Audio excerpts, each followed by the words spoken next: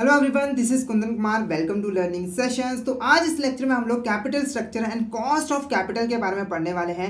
हम डिटेल में देखेंगे कैपिटल स्ट्रक्चर क्या होता है, कॉस्ट ऑफ कैपिटल क्या होता है और इससे रिलेटेड जितने भी इंपॉर्टेंट कॉन्सेप्ट है उनको हम यहाँ पर क्वेश्चंस की फॉर्म में कवर करने वाले हैं। तो फटाफट से टॉपिक स्टार्ट करते हैं। तो सबसे पहले कैपिटल स्ट्रक्चर और कॉस्ट ऑफ कैपिटल का मीनिंग समझते हैं कि ये आखिरकार होते क्या है। तो पहले बात करते हैं यहाँ पर कैपिटल स्ट्रक्चर की कि कैपिटल स्ट्रक्चर यहाँ पर क्या होता है। तो देखो, जब भी हम कोई बिजनेस करते हैं, ठीक है, तो हमारे बिजनेस ऑपरेशंस को करने के लिए हमें यहाँ पर जो है कैपिटल की रिक्वायरमेंट होती है, यानी कि फाइनेंस की रिक्वायरमेंट होती है।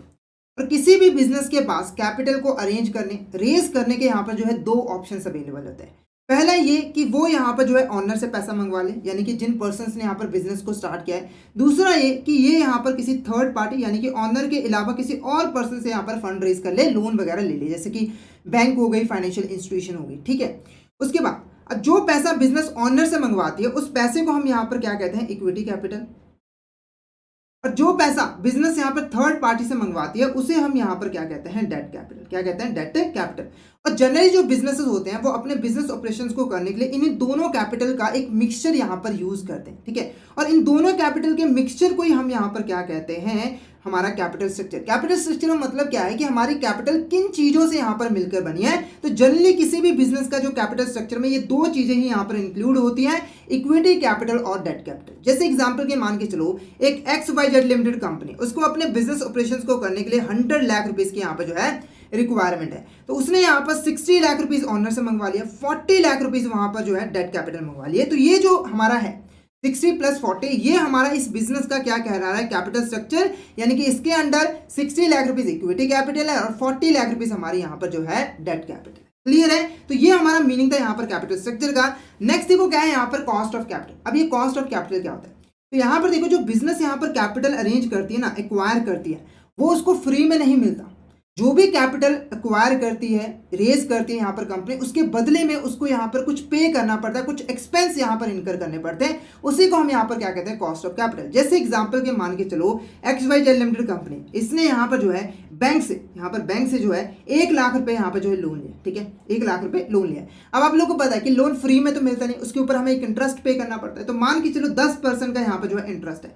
तो XYZ लिमिटेड को 1 लाख रुपए का 10% यानी कि 10,000 रुपए जो है हर साल यहाँ पर जो है पे करना पड़ रहा है। तो ये जो 10,000 रुपए ना, इसी को हम यहाँ पर क्या कहते हैं, कॉस्ट ऑफ कैपिटल। क्योंकि 1 लाख रुपए कैपिटल अरेंज करने के बदले में, एक्वायर करने के बदले में उसको हर साल जो है 10,000 रुपए यहाँ पर पे करना पड़ता है। इसी को हम यहाँ पर क्या कहते हैं, कॉस्ट ऑफ कैपिटल। ऐसे ही जैसे हम लोग ऑनर से पैसा मंगवाते हैं, ठीक है, तो कंपनी जब भी यहाँ पर प्रॉफिट कमाती है तो उसका एक हिस्सा यहाँ पर ऑनर को डिविडेंड की फॉर्म में दिया जाता है, ठीक है। तो ये डिविडेंड भी क्या है, कंपनी के लिए एक कॉस्ट ही है। क्या है, कॉस्ट ही है, जो कि उनको ऑनर से पैसा मंगवाने की वजह से यहाँ पर पे जो है करना पड़ रहा है।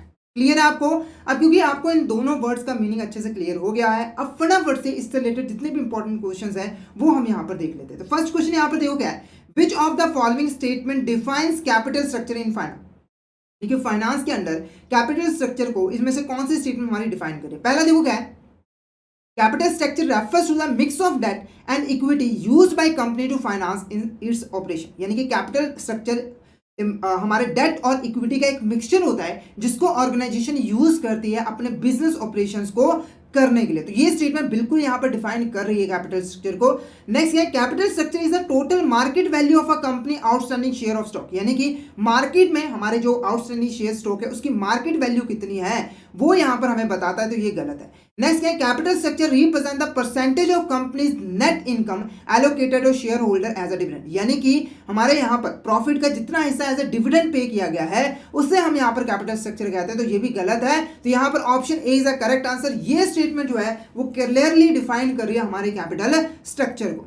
नेक्स्ट क्वेश्चन देखो क्या है, which of these is not a type of capital structure. इसमें से हमारी कौन सी यहाँ पर जो है टाइप नहीं है कैपिटल स्ट्रक्चर की। पहली क्या है, हाईली लीवरेज, दूसरी क्या है, लो लीवरेज, तीसरी क्या है, मॉडरेट लीवरेज और चौथी क्या है यहाँ पर ऑल ऑफ द अबव। तो यहाँ पर देखो option C is the correct answer. ये हमारी टाइप नहीं होती है कैपिटल स्ट्रक्चर की। और बाकी ये जो है वो हमारे दो इंपॉर्टेंट टाइप होती है कैपिटल स्ट्रक्चर की जो कि यहाँ पर ऑर्गेनाइजेशन यूज करती है, ठीक है। अब पहले बात करते हैं कि इनको हमने किस बेसिस पे जो है टाइप्स में डिवाइड किया है। तो सिंपली देखो, ये जो कैपिटल स्ट्रक्चर है इसको हमने डेट कैपिटल के बेसिस पे जो है डिवाइड किया, यानी कि एक ऑर्गेनाइजेशन अपने कैपिटल स्ट्रक्चर के अंदर कितना डेट कैपिटल यूज करिए उसके बेसिस पे हमने कैपिटल स्ट्रक्चर को दो टाइप्स में जो है डिवाइड किया है। पहले बात करते हैं हाईली लीवरेज की, ठीक है। तो हाईली लीवरेज एक ऐसा कैपिटल स्ट्रक्चर होता है जिसमें कंपनी जो है डेट कैपिटल जो है ज्यादा यूज करती है। जैसे एग्जांपल के मान के चलो 100 लाख रुपीज टोटल चाहिए थे, ठीक है, 40 लाख रुपीज ऑनर से मंगवा लिया, 60 लाख रुपीज जो है यहाँ पर डेट मंगवा लिया, ठीक है। तो आप इसमें देखोगे कि कंपनी ने इसमें जो है ज्यादा डेट कैपिटल यूज किया है, तो ये हमारी क्या कहलाएगी, हाईली लीवरेज कहलाएगी। नेक्स्ट क्या है, लो लीवरेज। क्या है, लो लीवरेज। लो लीवरेज क्या है, इसका बिल्कुल ऑपोजिट, ऐसा कैपिटल स्ट्रक्चर जिसमें जो डेट कैपिटल है वो कम यूज किया है। तो अगर मैं इसको यहाँ पर उल्टा कर दूं, यहाँ पर मैं उल्टा कर दूं, 60 लाख रुपीज हमने इक्विटी यूज किया, 40 लाख रुपीज हमने यहाँ पर डेट कैपिटल यूज किया है, तो ये हमारे यहाँ पर क्या कहला रहा है, लो लीवरेज। क्या कहला रहा है, लो लीवरेज, ठीक है। अब यहाँ पर मैं आपको बता दूं कि जो हाईली लीवरेज होता है ये ज्यादा रिस्की होता है। क्या होता है, ज्यादा रिस्की होता है। और जो लो लीवरेज होता है ये यहाँ पर जो है कम रिस्की होता है। तो यह डिपेंड करता है कंपनी के ऊपर कि वो कितना रिस्क टॉलरेट कर सकती है, उसके हिसाब से वो कैपिटल स्ट्रक्चर को डिसाइड जो है वो करती है। नेक्स्ट वो क्या है, which type of capital structure is characterized by the significantly low proportion of debt capital. यानी कि एक ऐसा कैपिटल स्ट्रक्चर जिसमें हम लोग जो है low proportion of debt capital use करते हैं, वो कौन सा है। पहला हाईली लीवरेज, दूसरा लो लीवरेज, बैलेंस या फिर हाइब्रिड। तो यहां पर देखो option B, low leverage is a correct answer. Low leverage is a correct answer. Next question, which of the following is a disadvantage of high level of debt in a company capital structure. यानी कि अगर हम अपनी company के capital structure के अंदर ज्यादा debt capital को यूज करते हो तो उसका यहाँ पर क्या डिसएडवांटेज होता है। पहला क्या था, इससे हमारी फाइनेंशियल फ्लेक्सिबिलिटी जो है इंक्रीज होती है। दूसरा, हायर इंटरेस्ट एक्सपेंस, हमें ज्यादा इंटरेस्ट एक्सपेंस पे करना पड़ता है। या फिर डिक्रीज रिस्क ऑफ बैंकरप्सी, हमारे जो बैंकरप्सी के चांसेस होते हैं उसको कम करता है। या फिर इनहांस क्रेडिट रेटिंग, यानी कि हमारी क्रेडिट रेटिंग यहाँ पर जो अच्छी होती है। तो यहाँ पर देखो option B is the correct answer. अगर आप ज्यादा से ज्यादा डेट कैपिटल यूज कर रहे हो तो आपको इंटरेस्ट एक्सपेंस ज्यादा पे करना पड़ेगा, जिससे ऑर्गेनाइजेशन के ऊपर इंटरेस्ट पे करने का एक बर्डन जो है यहाँ पर पड़ जाता है। तो option B is a correct answer. तो नेक्स्ट क्वेश्चन यहाँ पर देखो क्या है, dash is a perfect mix of debt and equity financing that helps in maximizing the value of a company in the market while at the same time minimizes the cost of capital। तो सबसे पहले ये जो हमारा यहाँ पर question है उसका यहाँ पर मीनिंग समझते हैं। तो क्वेश्चन कह रहा है एक ऐसा परफेक्ट मिक्स, एक ऐसा परफेक्ट मिक्स जिसमें हम लोग जो है यहाँ पर इक्विटी फाइनेंसिंग और डेट फाइनेंसिंग को इस तरीके से यूज करते हैं कि हमें यहाँ पर मैक्सिमम रिटर्न मिलती है और जिससे हमारी जो कंपनी की वैल्यू होती है मार्केट में वो यहाँ पर इंक्रीज होती है और एट द सेम टाइम हमारे यहाँ पे जो कॉस्ट ऑफ कैपिटल है वो भी यहाँ पर जो है कम से कम आती है। तो वो हमारा मिक्स यहाँ पर क्या कहलाता है, option A optimal capital structure, option be perfect capital structure, या फिर इफेक्टिव कैपिटल स्ट्रक्चर, या फिर ऑल ऑफ द अबव। तो यहाँ पे देखो option A optimal capital structure is a correct answer. तो जब भी ऑर्गेनाइजेशन अपना कैपिटल स्ट्रक्चर जो है वो बनाती है, डिजाइन करती है, तो उसे इस पोर्शन में अपने डेट और इक्विटी फाइनेंसिंग को यूज करना होता है ताकि उसे उससे ज्यादा से ज्यादा रिटर्न मिले, ताकि उसकी फर्म की वैल्यू इंक्रीज हो और उससे जो उनकी कॉस्ट ऑफ कैपिटल है वो भी यहाँ पर जो है कम से कम हो। तो ऑप्शन है optimal capital structure is a correct answer. Next question यहाँ पर देखो, next question, dash represent the expenses incurred by a company to acquire funds including both debt and equity. यानी कि वो एक्सपेंसेस जो कि कंपनी इनकर करती है फंड्स को एक्वायर करने के लिए, चाहे वो फंड्स हमारे डेट फंड्स हो या फिर इक्विटी फंड्स हो, उसे हम यहाँ पर क्या कहते हैं। तो ऑप्शन है cost of capital, option B financing cost, option C capital expenditure या फिर फंडिंग एक्सपेंस। तो यहाँ पर देखो option A cost of capital is a correct answer. Clear है। नेक्स्ट क्वेश्चन देखो यहाँ पर, next question, dash is the interest rate that a company is required to pay in order to raise debt capital. यानी कि अगर यहाँ पर हमारी कंपनी जो है वो डेट कैपिटल को रेज करती है तो उसके ऊपर यहाँ पर जो वो इंटरेस्ट पे करती है उस इंटरेस्ट को हम यहाँ पर क्या कहते हैं। पहला ऑप्शन देखो क्या है, cost of debt, cost of bank loan, या फिर कॉस्ट ऑफ करंट लायबिलिटी। तो फटाफट से इसका आंसर बता दीजिए, इसका आंसर क्या होगा।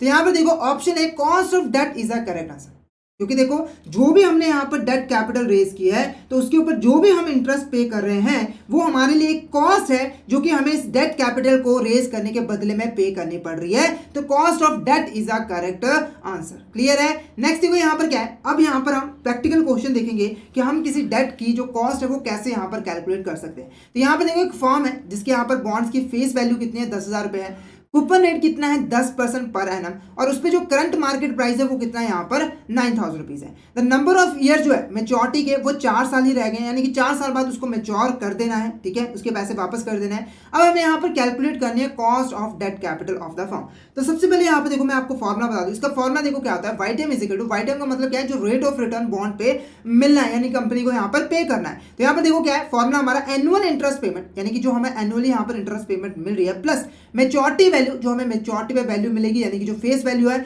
माइनस प्रेजेंट मार्केट वैल्यू, जो इस समय प्रेजेंट में मार्केट वैल्यू चल रही है 9,000 रुपीज, डिवाइड कर देना है उसको number of years left to maturity, यानी कि जितने साल यहाँ पे मेच्योरिटी को रह गए हैं, और इन सभी को ओवरऑल को डिवाइड कर देना है 0.6 into P plus 0.4 into M, ठीक है। अब देखो यहाँ पर P का मतलब क्या है, यहाँ पर हमारी प्रेजेंट वैल्यू, और M का मतलब क्या है, यहाँ पर मेच्योरिटी वैल्यू। अब 0.6 और 0.4 हमारे यहाँ पर क्या है, तो ये एक वेटेज है। वेटेज का मतलब क्या है, कितनी इंपॉर्टेंस है, कितनी वैल्यू है किसी चीज़ की।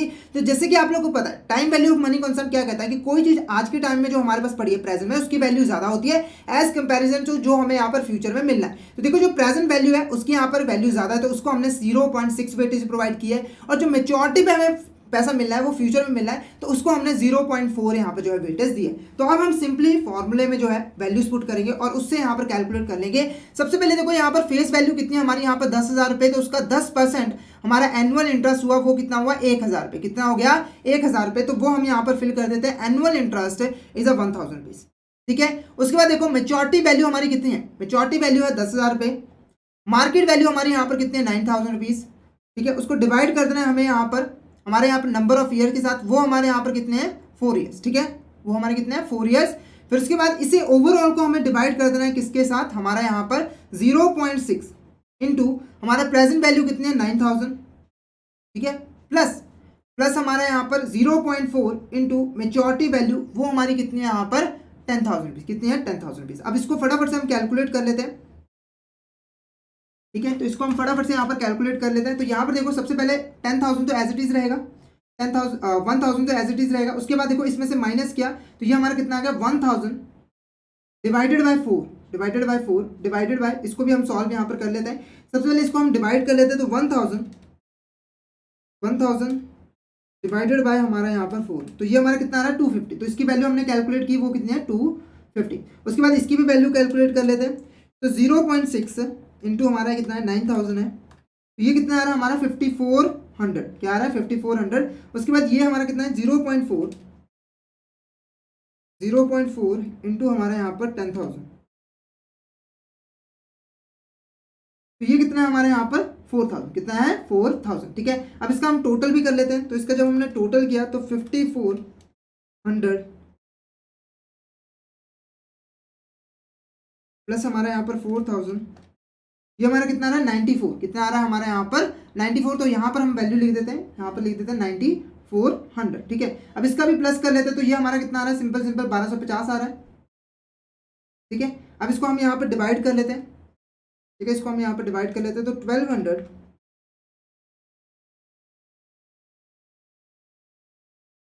डिवाइडेड बाय 9,400, ठीक है। तो ये हमारा आंसर कितना आ रहा है यहाँ पर, इसको डिवाइड करने के बाद 0.313, ठीक है 0.13। अब ये हमारा क्या है अमाउंट में आया। अगर मैं इसको परसेंटेज में कैलकुलेट करना चाहता हूँ तो इसको मैं सिंपली यहाँ पर 100 से मल्टीप्लाई कर दूंगा, तो इसको हम यहाँ पर 100 से मल्टीप्लाई कर देते हैं, ये हमारा कितना आ रहा है 0.13 इंटू हमारा यहाँ पर 100, तो ये हमारा कितना आ रहा है यहाँ पर 13%, कितना आ रहा है हमारे यहाँ पर 13% is a correct answer.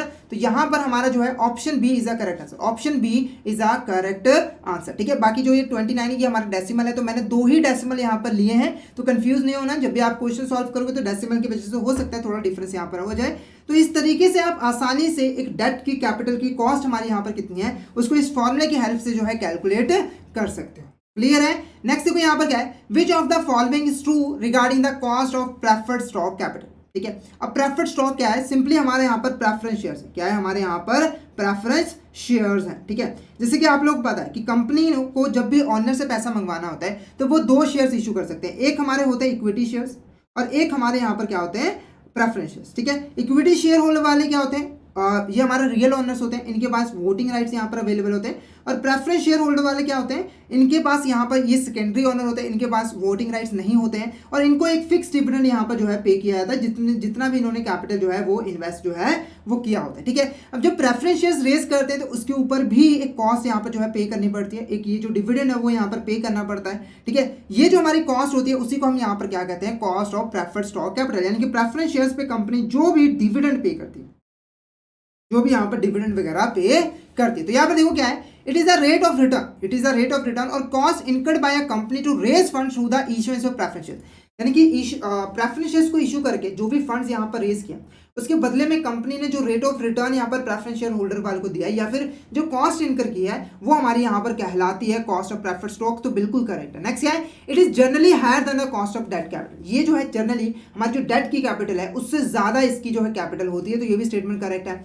Next क्या है हमारा यहाँ पर, it is generally lower than the cost of equity capital, यानी कि इसकी जो कॉस्ट होती है उसकी जो कॉस्ट होती है वो इक्विटी कैपिटल से यहाँ पर जो है कम होती है, तो ये भी स्टेटमेंट हमारी करेक्ट है। तो all of the above is a correct answer, all of the above is a correct answer. Clear है। नेक्स्ट देखो यहाँ पर हम प्रैक्टिकली जो है यहाँ पर प्रेफरेंस शेयर्स की जो कैपिटल है वो कैसे कैलकुलेट करते हैं वो हम यहाँ पर देखते हैं। तो यहाँ पर देखो, ए firm 10% preference shares with face value of 80,000 are having a current market price is 70,000. The number of years left to maturity is 5 years. What is the cost of preference share capital of the firm? सबसे पहले यहाँ पे देखो जो 10% है ये हमारा क्या है, जो एनुअल डिविडेंड यहाँ पर पे किया जा रहा है प्रेफरेंस शेयर होल्डर को, ठीक है। और ये किस पे पे किया जाता है, फेस वैल्यू पे। मार्केट प्राइस कितनी हमारी यहाँ पर 70,000 है और मेच्योरिटी कितने साल रह गए हैं, 5 साल के यहाँ पर जो है रह गए हैं। अब हमें यहाँ पर कैलकुलेट करना है। तो ये फॉर्मूला हमारा बिल्कुल सिमिलर है जैसा हमने यहाँ पर डेट के केस में किया था। क्यों सिमिलर है, क्योंकि देखो डेट को भी हम फिक्स इंटरेस्ट पे करते हैं, इसे भी एक फिक्स डिविडेंड हम यहाँ जो है पे करते हैं। क्लियर है। तो फॉर्मूला हमारा सेम है, YTM is equal to annual dividend, बस इंटरेस्ट की जगह पे डिविडेंड आ गया, plus maturity value minus present value, present market value divided by number of unit years left to maturity, उसके बाद 0.6 into P plus 0.4 into M, ठीक है। अब यहाँ पर सिर्फ वैल्यू पुट करते हैं। सबसे पहले मैं कैलकुलेट करूंगा यहाँ पर जो हमारी एनुअल डिविडेंड है 80,000, 10% ये हमारा कितना है, 8,000 रुपये। कितना है, 8,000 रुपये। तो ये एनुअल इंटरेस्ट हमने कैलकुलेट कर लिया 8,000 रुपये। उसके बाद देखो मेच्योरिटी वैल्यू हमारी यहाँ पर कितनी है, 80,000, उसमें से मार्केट वैल्यू 70,000 जो है माइनस करना है, 70,000 हमें माइनस करना है, ठीक है। डिवाइड करना है इसको, नंबर ऑफ ईयर्स जो लेफ्ट रह गए हैं वो कितने हैं, 5 हैं। इस ओवरऑल को डिवाइड कर देना है हमारा यहाँ पर 0.6 इंटू हमारा प्रेजेंट वैल्यू कितनी है हमारी यहाँ पर 70,000 प्लस 0.4 इंटू मेच्योरिटी वैल्यू कितनी है, 80,000 रुपये। कितनी है, 80,000 रुपये। तो इसको हम यहाँ पर फटाफट से जो है कैलकुलेट कर लेते हैं। तो सबसे पहले देखो 8,000 तो ऐसे रहेगा, उसके बाद देखो 80,000, 8,000, ठीक है। उसके बाद देखो हमारा 80,000 माइनस 70,000, 10,000 डिवाइडेड बाय 5। इसको हम 5 से अगर डिवाइड करेंगे तो कितना आ जाएगा, सिंपल सी बात है, 2,000 रुपये आएगा, ठीक है। इसे डिवाइड कर देना है, इसको भी हम सॉल्व कर लेते हैं। तो 0.6 इंटू 70,000, तो ये कितना आ रहा है, 42,000। कितना आ रहा है, 42,000 प्लस उसके बाद 0.4 इंटू हमारा 80,000, ये कितना आ रहा है हमारा 32,000। कितना आ रहा है, 32,000, ठीक है। इसको प्लस कर रहे हैं तो ये कितना आ रहा है हमारा टोटल 74,000। कितना आ रहा है, 74,000। अब इसको हम जब डिवाइड करें तो 10,000 डिवाइडेड बाय हमारे यहाँ पर 74,000 इंटू 100, ठीक है। तो ये हमारा कितना है, 13.51%। क्या है, 13.51%। तो यहाँ पर देखो option B is a correct answer, option B is a correct answer. तो इस तरीके से आप प्रेफरेंस शेयर्स की जो कैपिटल है उसकी जो कॉस्ट है वो भी यहाँ पर आप आसानी से कैलकुलेट जो है वो कर सकते हो। नेक्स्ट देखो क्या है, which of this approach use to for calculating cost of equity, ठीक है। इनमें से कौन सी ऐसी अप्रोचेस हैं जिनका यूज किया जाता है हमारी जो कॉस्ट ऑफ इक्विटी है उसको यहाँ पर कैलकुलेट करने के लिए। सबसे पहले कॉस्ट ऑफ इक्विटी समझ लेते हैं। तो यहाँ पर देखो कंपनी को जब भी ऑनर से पैसा मंगवाना होता है तो वो इक्विटी शेयर्स यहाँ पर इशू करते हैं, ठीक है। और इक्विटी शेयर्स पे उन्हें यहाँ पर एक डिविडेंड जो है वो पे करना पड़ता है, ठीक है। साथ के साथ जो रिटेन्ड अर्निंग्स होती हैं, ठीक है, जो भी कंपनी प्रॉफिट का हिस्सा जो बचा लेती है वो भी इन इक्विटी शेयर्स वालों का ही यहाँ पर जो है होता है, ठीक है। ये जो डिविडेंड पे किया है, जो रिटेन्ड अर्निंग है, वो कंपनी के लिए क्या है, एक कॉस्ट है इक्विटी शेयर्स को इशू करने से, उससे यहाँ पर फंड रेज करने से, ठीक है। अब इक्विटी शेयर्स काफी इंपॉर्टेंट होते हैं, तो इसके लिए कॉस्ट को कैलकुलेट करने के लिए हम कई सारी अप्रोचेस जो है डिफरेंट राइटर्स ने यहाँ पर दी है उसका हम यहाँ पर यूज करते हैं। तो क्वेश्चन पूछा था इनमें से कौन सी हमारी अप्रोच है। तो पहले देखो क्या है, capital asset pricing pricing modelling approach, दूसरा क्या है bond yield plus risk premium approach, तीसरा क्या है डिविडेंड ग्रोथ मॉडल अप्रोच या फिर अर्निंग प्राइस रेशियो अप्रोच। तो ये सारी की सारी हमारे अप्रोचेस होते हैं जिनका यूज करके हम कॉस्ट ऑफ इक्विटी को कैलकुलेट करते हैं। तो इन सभी अप्रोचेस के बारे में हम डिटेल में यहाँ पर क्वेश्चंस की फॉर्म में यहाँ पर स्टडी करेंगे। तो नेक्स्ट क्वेश्चन हमारे यहाँ पर जो है रिलेटेड है, वो भी हमारा इसी के साथ जो है रिलेटेड है, हमारा अप्रोच के साथ जिससे हम कॉस्ट ऑफ इक्विटी को फाइंड आउट करते हैं। तो क्वेश्चन देखो क्या कह रहा है, the bond yield plus risk premium approach determine the cost of capital equity capital by, ठीक है। तो यहाँ पर जो हमारा bond yield plus risk premium approach है, ये कैसे हमारे कॉस्ट ऑफ इक्विटी की जो हमारे कैपिटल है उसकी कॉस्ट को यहाँ पर डिटरमाइन जो है वो करता है। तो क्वेश्चन को करने से पहले हमें यहाँ पर इस मेथड को समझना है कि bond yield plus risk premium यहाँ पर क्या होता है। तो यहाँ पर देखो, जब भी हम मार्केट में इन्वेस्टमेंट करते हैं, ठीक है, तो हमारे पास यहाँ पर डेट सिक्योरिटीज होती है और यहाँ पर हमारे पास इक्विटी सिक्योरिटीज होती है। जैसे मान के चलो हमारे पास एक बॉन्ड है और एक हमारे पास यहाँ पर क्या है इक्विटी शेयर्स है, ठीक है। अब इन दोनों में फर्क क्या है, देखो अगर बॉन्ड में आप इन्वेस्टमेंट करते हो तो आपको एक फिक्स इंटरेस्ट जो है यहाँ पर मिलता है। मतलब अगर आपने बॉन्ड में इन्वेस्ट किया है तो आपको रेगुलर बेसिस पे जितना भी फिक्स किया है 10% 15% वो आपको यहाँ पे जो है मिलता रहता है, यानी कि आपको चिंता करने की जरूरत नहीं, आपको पैसा मिलना ही मिलना है, ठीक है। उसके ऑपोजिट अगर आप इक्विटी शेयर्स में इन्वेस्टमेंट कर रहे हो फिर आपको यहाँ पे चिंता करने की जरूरत है। क्यों चिंता करने की जरूरत है, क्योंकि इक्विटी शेयर्स पे हमें मिलता है डिविडेंड। क्या मिलता है, डिविडेंड, और डिविडेंड डिपेंड करता है प्रॉफिट के ऊपर। अगर आपने यहाँ पर प्रॉफिट कमाया है कंपनी ने तब तो आपको डिविडेंड मिल जाएगा, अदरवाइज आपको कुछ भी नहीं मिलेगा, जीरो बटा सन्नाटा, कुछ भी यहाँ पर जो है नहीं मिलेगा। यानी कि अगर आप यहाँ पर रिस्क इक्विटी शेयर्स में इन्वेस्टमेंट करते हो तो आप यहाँ पर जो है यहाँ पर रिस्क जो है वो बियर करते हो। तो इस अप्रोच के अंदर हम लोग क्या करते हैं, जो भी हमें यहाँ पर बॉन्ड पे रिटर्न मिलती है यानी कि बॉन्ड यील्ड मिलती है, उसमें हम यहाँ पर जो है प्लस कर देते हैं जो भी हमारा रिस्क प्रीमियम होता है। रिस्क प्रीमियम का मतलब क्या है कि रिस्क लेने के बदले में हमें यहाँ पर जो है प्राइस मिलता है, उसके बाद जो रिटर्न जो रेट निकलता है वो हमारा कॉस्ट ऑफ इक्विटी होता है। जैसे एग्जाम्पल के यहाँ पर देखो क्या है, एक कंपनी है जो जिसने बॉन्ड इशू किया है जिसपे जो यील्ड है वो कितनी है 5% की है, ठीक है। अब यहाँ पर इनकी जो क्रेडिट रेटिंग है मार्केट कंडीशन के अकॉर्डिंग, इसमें जो रिस्क प्रीमियम है वो कितना है 2% का है, मतलब कि 2% अगर आप इसके इक्विटी शेयर्स में इन्वेस्ट करते हो 2% आपको मिलना चाहिए। तो अगर मैं कॉस्ट ऑफ इक्विटी यहाँ पर कैलकुलेट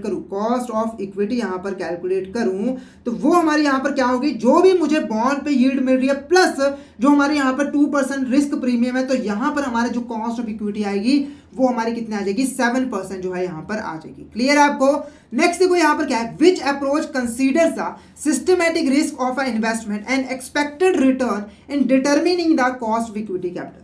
यानी कि एक ऐसी अप्रोच जिसके अंदर जब भी हम किसी कॉस्ट इक्विटी में इन्वेस्टमेंट करते हैं, इक्विटी शेयर्स में इन्वेस्टमेंट करते हैं, तो उसके साथ जो रिस्क जुड़ा होता है सिस्टमैटिक रिस्क और उससे जो हमें रिटर्न मिली होती है, उन दोनों का हम कंपैरिजन करते हैं और उसकी हेल्प से हम यहाँ पर कॉस्ट ऑफ इक्विटी को फाइंड आउट करते हैं। तो वो कौन सी हमारी अप्रोच है, पहला क्या है capital asset pricing model approach, दूसरा bond yield plus premium approach, तीसरा डिविडेंड ग्रोथ मॉडल अप्रोच या फिर अर्निंग प्राइस रेशियो अप्रोच। तो यहाँ पर देखो ऑप्शन है capital asset pricing model approach is a correct answer. अब इसको एक क्वेश्चन की हेल्प से यहाँ पर जो है समझते हैं। तो मान के चलो यहाँ पर हमें एक इन्वेस्टमेंट है, रिस्क फ्री रिटर्न हमें यहाँ पर गिवन है 3% की, ठीक है, और मार्केट रिटर्न कितने यहाँ पर 10% की है, और जो कंपनी ने जो यहाँ पर स्टॉक जो कंपनी का स्टॉक है जो इशू करती है उसके साथ जो हमारा बीटा जुड़ा हुआ है वो हमारा यहाँ पर क्या है 1.2 का है। अब ये क्या है, तो ये करके जानते हैं।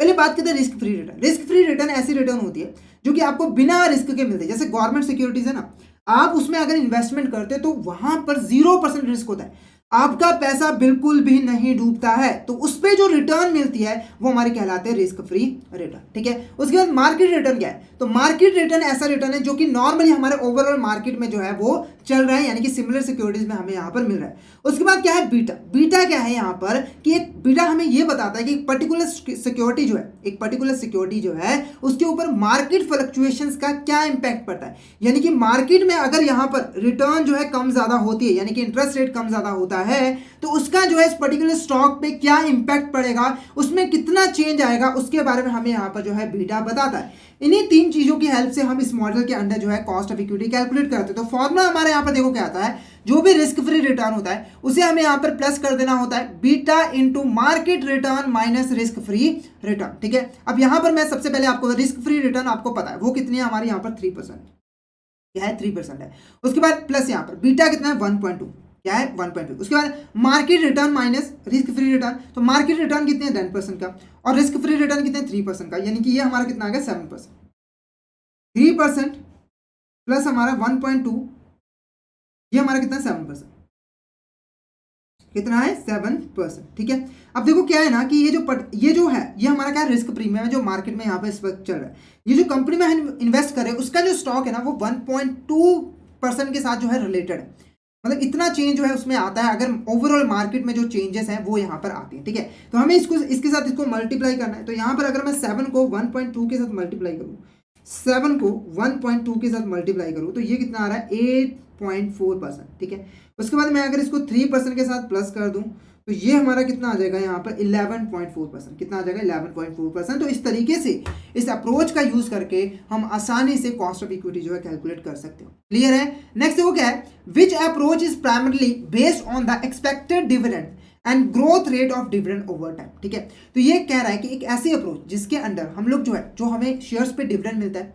और जो डिविडेंड का फ्यूचर में ग्रोथ होने के जो चांसेस है उसका यूज करके, यानी कि जो ग्रोथ रेट है उसका यूज करके हम यहाँ पर cost of equity capital calculate करते हैं। वो हमारी कौन सी यहाँ पर अप्रोच है। तो यहाँ पर देखो सबसे पहले मैं आपको डिविडेंड का यहाँ पर एक बार जल्दी से मीनिंग क्लियर करवाऊँ। डिविडेंड क्या है, तो यहाँ पर देखो कंपनी जो भी प्रॉफिट कमाती है तो यहाँ पर प्रॉफिट का वो कुछ हिस्सा जो है अपने पास रिजर्व करके रख लेती है और बाकी का जो हिस्सा है वो यहाँ पर शेयर होल्डर को डिस्ट्रीब्यूट कर देती है। तो प्रॉफिट का जो हिस्सा शेयर होल्डर को डिस्ट्रीब्यूट किया था वो हमारा कहलाता है डिविडेंड।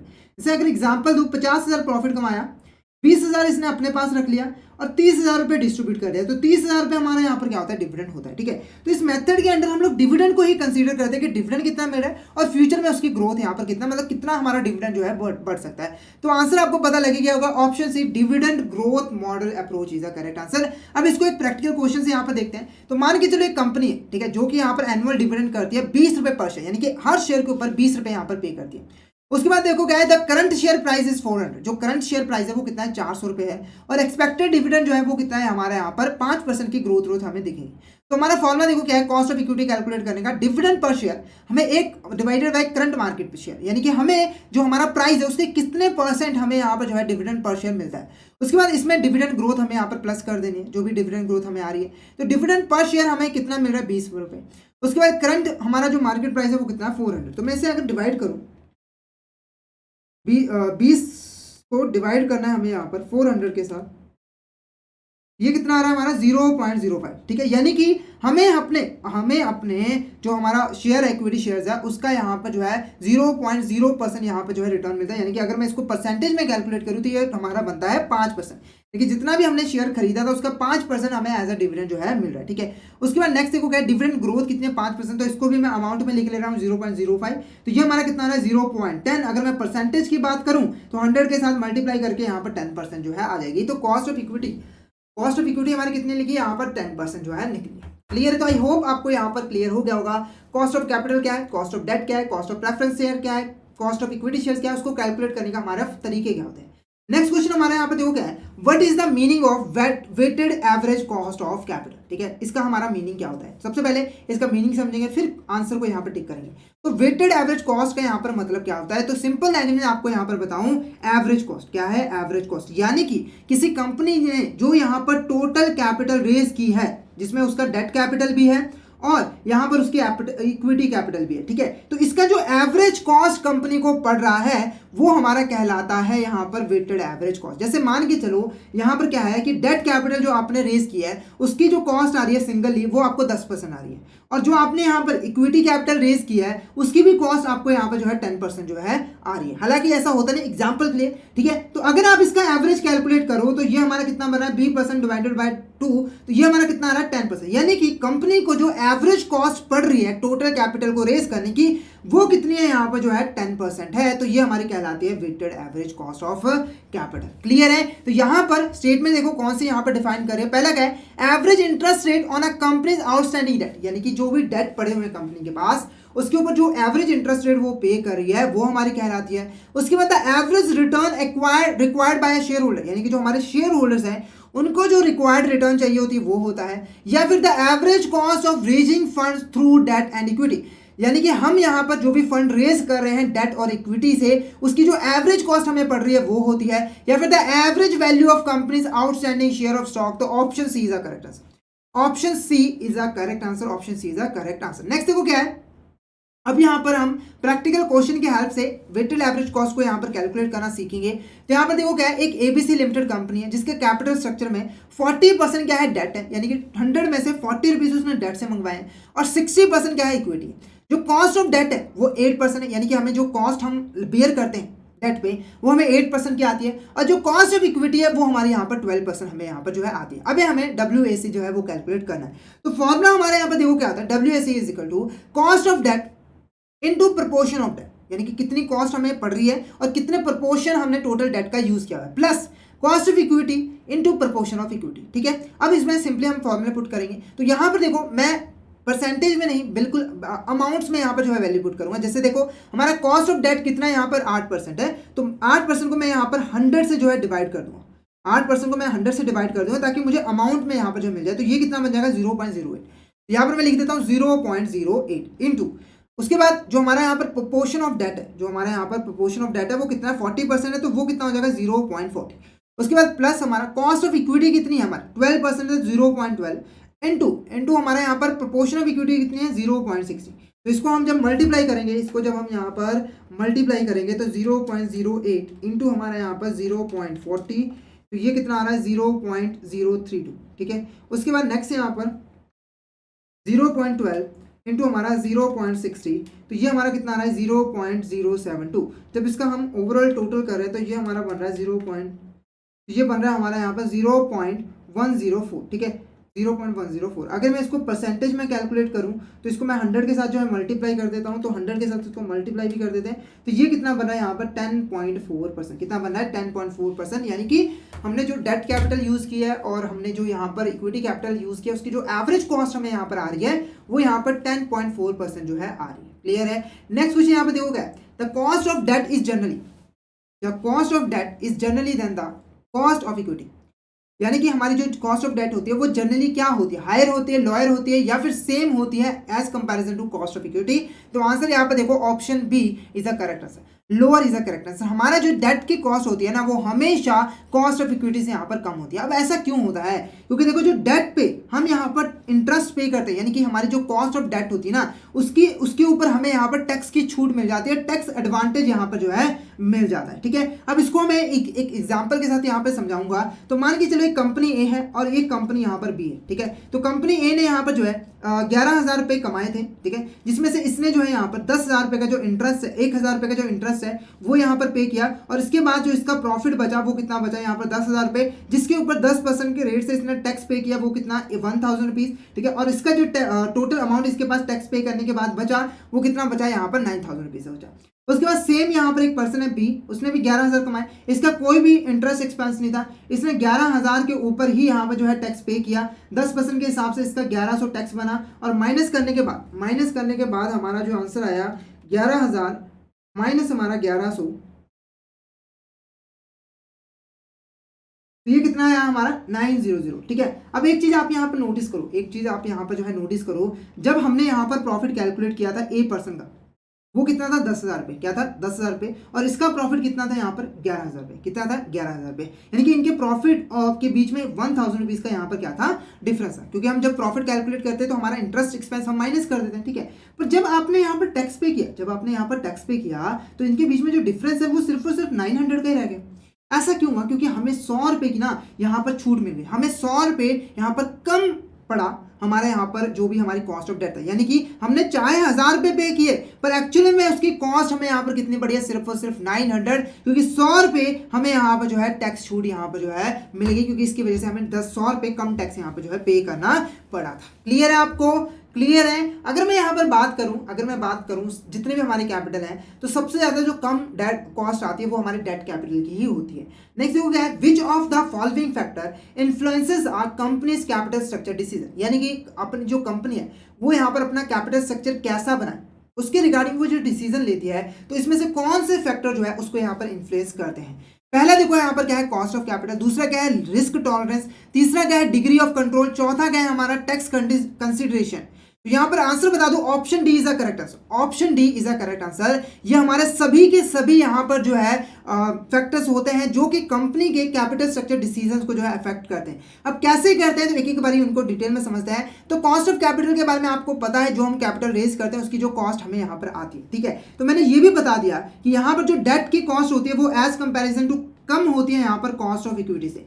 अगर यहाँ पर कोई ऑर्गेनाइजेशन अपनी जो कॉस्ट है, ओवरऑल कॉस्ट है, इसको यहाँ पर कम करना चाहती है, कॉस्ट ऑफ कैपिटल, तो वो ज़्यादा से ज़्यादा जो है डेट कैपिटल का यूज़ करेगी और कम से कम यहाँ पर जो है इक्विटी कैपिटल का यूज़ करेगी। और अगर ऑर्गेनाइजेशन चाहती है कि कॉस्ट ऑफ कैपिटल थोड़ी ज़्यादा हो तो वो इसका ऑपोजिट भी करेगी। नेक्स्ट क्या है, रिस्क टॉलरेंस, ठीक है। अब रिस्क टॉलरेंस यहाँ पर क्या होती है, तो यहाँ पर देखो जो डेट है, अगर हम डेट को रेज करते हैं तो इसके ऊपर हमें यहाँ पर जो है रेगुलर बेस पर एक इंटरेस्ट जो है वो पे करना पड़ता है, ठीक है। जिससे हमारे सिर पर एक भार होता है कि यार हमें अगले टेंशन लेनी पड़ती है कि हमें इंटरेस्ट पे करना है, इंटरेस्ट यहाँ पर पे करना है। तो कंपनी के साथ एक रिस्क जुड़ जाता है कि यार अगर मैंने प्रॉफिट नहीं कमाया तो क्या होगा, ये सब होता है, ठीक है। As comparison to equity capital की बात करें तो ये सारी टेंशन कंपनी को नहीं लेनी पड़ती है, क्योंकि इक्विटी कैपिटल में डिविडेंड तभी पे किया जाना होता है जब यहाँ पर कंपनी प्रॉफिट जो है वो कमाती है। तो अगर यहाँ पर कोई कंपनी ज्यादा रिस्क टॉलरेंस करती है, यानी कि वो ज्यादा रिस्क ले सकती है, तो वो डेट कैपिटल रेज कर सकती है। अगर वो रिस्क नहीं लेना चाहती तो वो इक्विटी कैपिटल रेज करेगी। नेक्स्ट है डिग्री ऑफ कंट्रोल, ठीक है। अब डिग्री ऑफ कंट्रोल क्या होता है, देखो जब भी हम इक्विटी शेयर्स इशू करते हैं तो उससे क्या होता है कि हमारे यहाँ पर नए ओनर्स यहाँ पर जो है बन जाते हैं। जैसे मान के चलो आपने पहले 100 शेयर होल्डर को जो है शेयर्स इशू किए थे, यानी कि हमारी कंपनी के सिर्फ 100 यहाँ पर ऑनर्स थे, पर आपने क्या किया, 100 शेयर होल्डर और बना लिए, यानी कि 100 लोगों को शेयर्स और इशू कर दिए। अब जो टोटल हमारे ओनर बन गए वो कितने बन गए, 200, यानी कि हमारा जो कंट्रोल था वो 100 लोगों से दूसरे लोगों के बीच में जो है ट्रांसफर हो गया। तो अगर कोई कंपनी सॉरी अगर कोई कंपनी यहाँ पर जो हमारा डिग्री ऑफ कंट्रोल है उसको यहाँ पर डेलीगेट नहीं करना चाहती है कि ट्रांसफर नहीं करना चाहती, अपने पास ही रखना चाहती है, तो वो इक्विटी शेयर्स इशू नहीं करती, वो डेट कैपिटल को इशू करती है कि डेट कैपिटल के साथ कोई भी वोटिंग राइट्स नहीं होते। इसके ऑपोजिट अगर कंपनी जो है ट्रांसफर कर सकती है, वो चाहती है कि हम कंट्रोल दूसरे लोगों के हाथों में दें, तो वो इक्विटी कैपिटल इशू करते हैं। नेक्स्ट क्या है, टैक्स कंसिडरेशन। अभी ऑलरेडी मैंने आपको बता दिया कि अगर डेट में हम यूज करते हैं तो टैक्स का हमें बेनिफिट मिल जाता है, डिविडेंड के केस में हमें ये बेनिफिट जो है वो नहीं मिलता है। क्लियर है, तो ये सारे फैक्टर्स हमारे डिटरमाइन करते हैं कैपिटल स्ट्रक्चर को। नेक्स्ट वो क्या है, विच companies use more debt financing इन कैपिटल स्ट्रक्चर। इनमें से कौन सी ऐसी कंपनी है जो यहाँ पर ज्यादा से ज्यादा डेट फाइनेंसिंग को यूज करते हैं कैपिटल स्ट्रक्चर के अंडर। पहला क्या है, companies with high risk tolerance, उसके बाद companies with low risk tolerance, या फिर companies with unstable cash flows, या फिर ऑल ऑफ द अबव। तो यहाँ पर देखो companies with high risk tolerance is a correct answer. Next question देखो यहाँ पर, next question, if promoters of a company, promoter का मतलब जिन्होंने कंपनी को स्टार्ट किया है, do not want to dilute their voting rights beyond a point, then they will prefer to meet company's needs for additional funds by issue. यानी कि अगर हमारे प्रमोटर चाहते हैं कि वो अपना कंट्रोल जो है, अपने वोटिंग राइट जो है वो डिल्यूट नहीं करने चाहते एक स्पेसिफाइड पॉइंट के बाद, तो वो यहाँ पर जो एडिशनल फंड्स की रिक्वायरमेंट होती है वो किसको इशू करके फिलफिल करते हैं। तो ऑब्वियस ही बात है, option B debt instrument is a correct answer.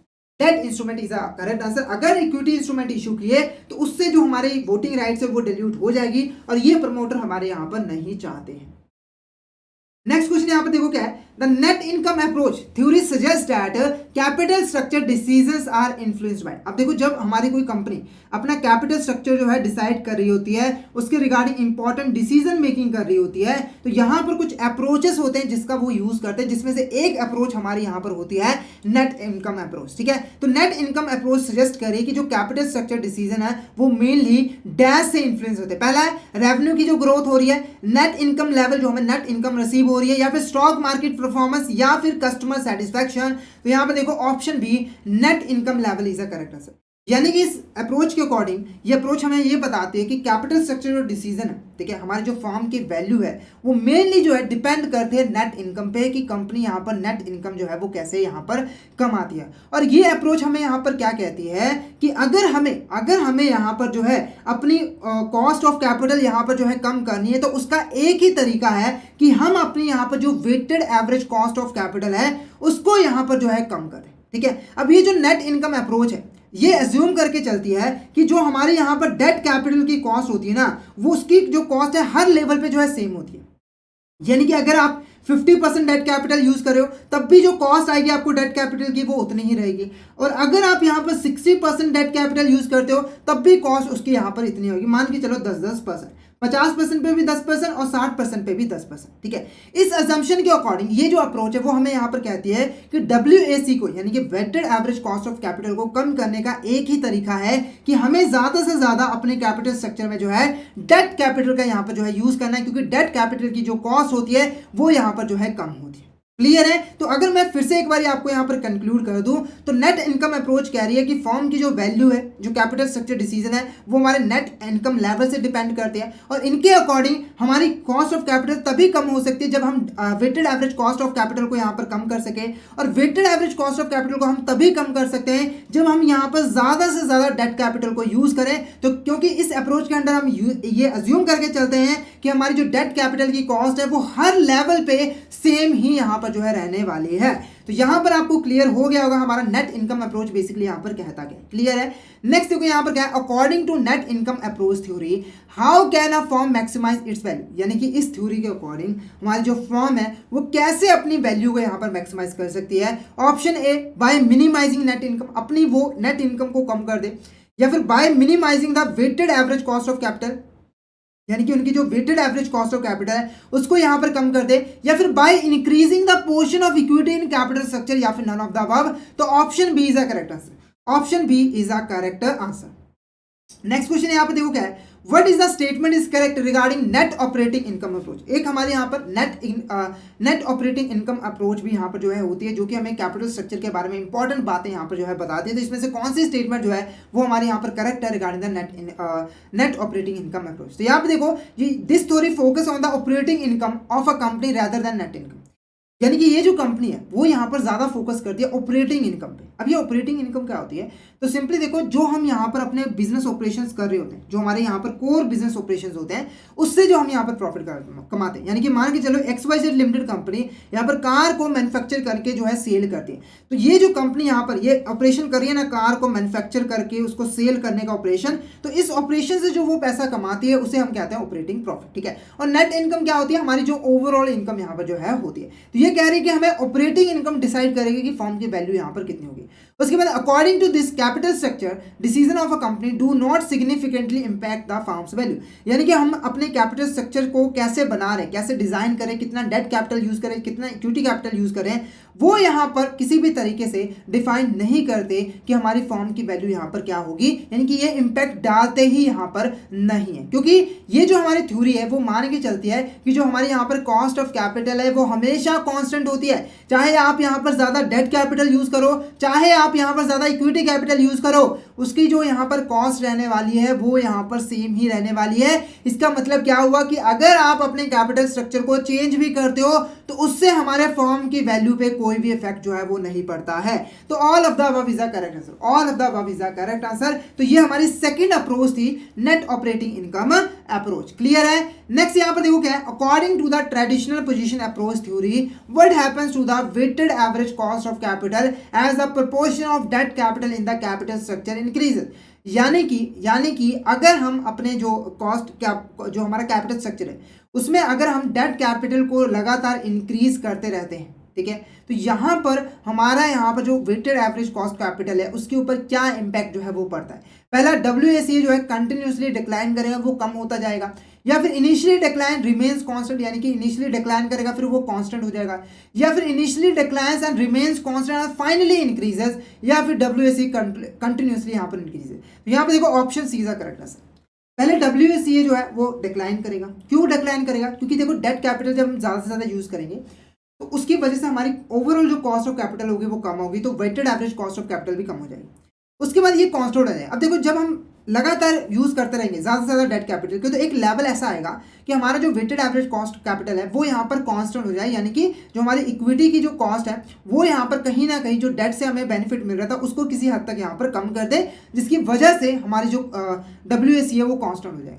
उसके बाद ये फाइनली यहाँ पर इंक्रीज होना शुरू हो जाती है, क्योंकि एक हद के बाद जब हम डेट कैपिटल यूज कर लेते हैं उसके एक हद के बाद जो है हमारा जो ये मोटिव था ये हम खत्म हो जाता है, यानी कि हमारी जो कम कॉस्ट को कम करने वाला सिस्टम था वो यहाँ पर खत्म हो जाता है। क्योंकि जो इक्विटी कैपिटल है ना उसकी जो कॉस्ट है, हमें यहाँ पर डेट कैपिटल से जो भी बेनिफिट रिसीव हो रहा था, टैक्स एडवांटेज रिसीव हो रहा था, उसको यहाँ पर सरपास कर देती है, यानी कि उसको खत्म कर देती है, जिससे ओवरऑल WACA हमारा इंक्रीज होना शुरू हो जाता है। तो option C is a correct answer. Clear है? तो यहां तक हमने जो है capital structure, cost of capital के बारे में डिटेल में पढ़ लिया है। हमने देखा कैपिटल स्ट्रक्चर क्या होता है, दो इंपॉर्टेंट कंपोनेंट्स की हमने बारे में बात की, डेट कैपिटल और हमारे यहाँ पर इक्विटी कैपिटल। उसके बाद हमने कॉस्ट ऑफ कैपिटल के बारे में भी यहाँ पर डिटेल में बात की, उसकी अप्रोचेस के बारे में यहाँ पर डिटेल में बात की।